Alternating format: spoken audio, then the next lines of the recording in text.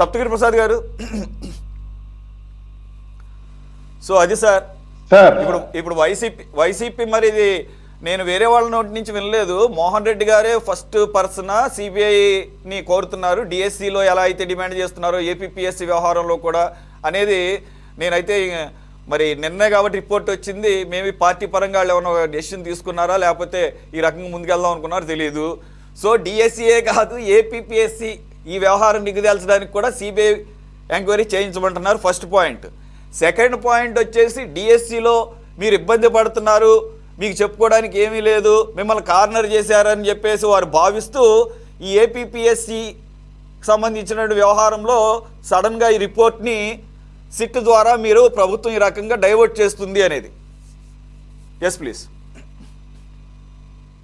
Sir. Panel పెద్దలందరికీ నా నమస్కారాలు.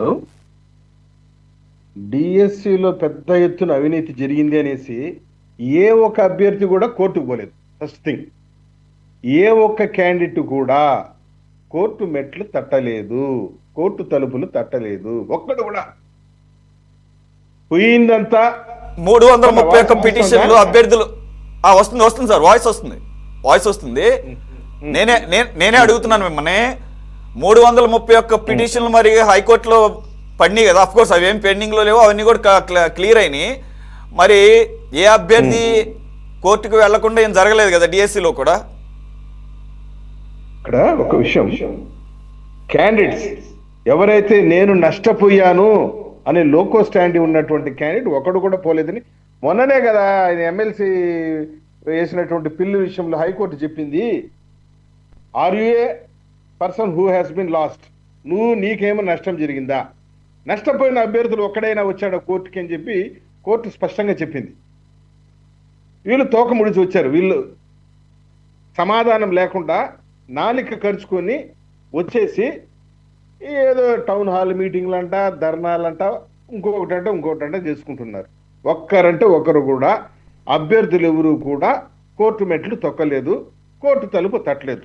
కానీ ఈ గ్రూప్ 1కు సంబంధించి దాదాపు 408 మంది డైరెక్ట్ ఎగ్జామ్ రాసినటువంటి వాళ్ళే పిటిషనర్స్ ఉన్నారు ఈ కేసులో. Can you catch my point? 408 మంది అభ్యర్థులే పిటిషన్ వేశారు కోర్టులో.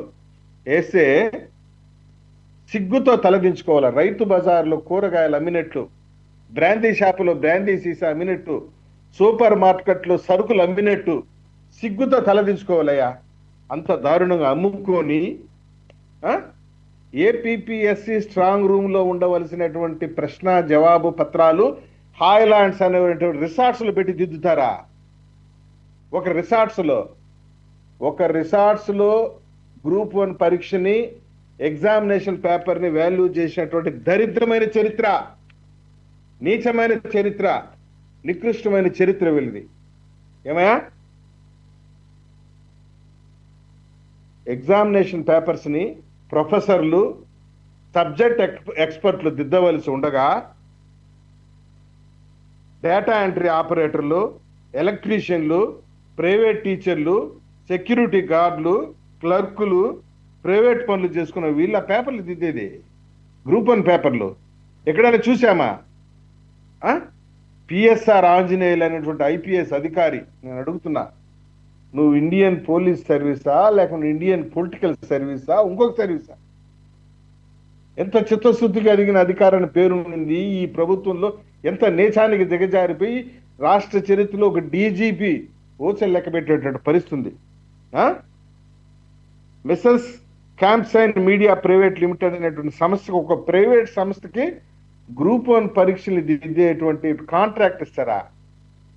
సబ్జెక్ట్ ఎక్స్పర్ట్స్, పొలిటికల్ సైన్స్ అయితే ఏమి, తెలుగు అయితే ఏమి, ఇంగ్లీష్ అయితే ఏమి, సబ్జెక్ట్ ఎక్స్పర్ట్స్ ప్రొఫెసర్లు దిద్దుతారు వాస్తవానికి ఎగ్జామినర్లుగా. అంటే ఒక గ్రూప్ 1ని, ఒక డిఎస్పీని, ఒక ఆర్డీఓని, ఒక డిప్యూటీ కమర్షియల్ ట్యాక్స్ ఆఫీసర్, ఇట్లాంటి టాప్ అఫీషియల్స్ని సెలెక్ట్ చేసేది ఎవరు అంటే, వాళ్ళ పేపర్లు దిద్దేది ఎవరు అంటే ఎలక్ట్రీషియన్లు, ప్రైవేట్ టీచర్లు, సెక్యూరిటీ గార్డులు, క్లర్కులు, 66 మంది డేటా ఎంట్రీ ఆపరేటర్లు. వీళ్ళు ఎక్కడ దిద్దారు? రిసార్ట్స్లో దిద్దుతారా? ఏమయ్యా?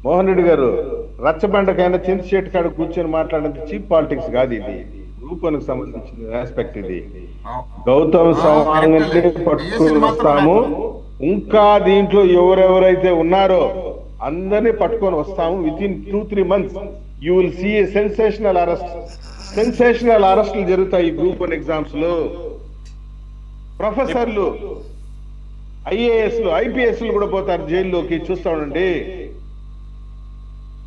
ఇప్పుడు రెండోది ఇంకో ఒక రకమైన కేసులు. సప్తగిరి ప్రసాద్ గారు, సరే అది గౌతమ్ సవాంగ్ గారు చైర్మన్ గా ఆయన పాత్ర. ఇకపోతే ఏపీపీఎస్సి బోర్డులో మెంబర్స్ ను కూడా ఆ రిక్రూట్మెంట్ లో కూడా చాలా అవకతవకలు జరిగినాయి. అందరూ కూడా బంధువర్గాన్నే పెట్టుకున్నారు, బంధుమిత్రులనే పెట్టుకున్నారు అనేది కూడా ఉంది. మరి ఏపీపీఎస్సి బోర్డు మెంబర్స్ కి బాధ్యత ఉండదా దీంట్లో? చైర్మన్, సెక్రటరీ పూర్తి స్థాయి బాధ్యత తీసుకోవాలా? ఎందుకంటే కొన్ని డెసిషన్స్ బోర్డులో తీసుకున్నారు. ఏంటది?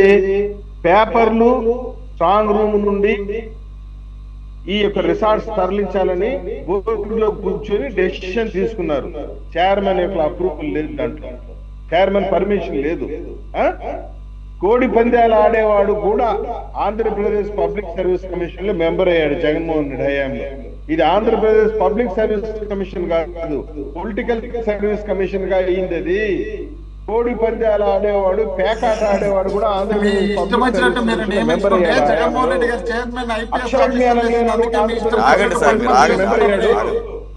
అర్థం కదా?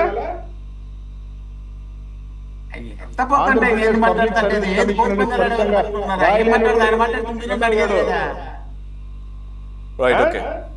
66 మంది డేటా ఎంట్రీ ఆపరేటర్ తో పరీక్ష పేపర్లు దిద్దిస్తారా?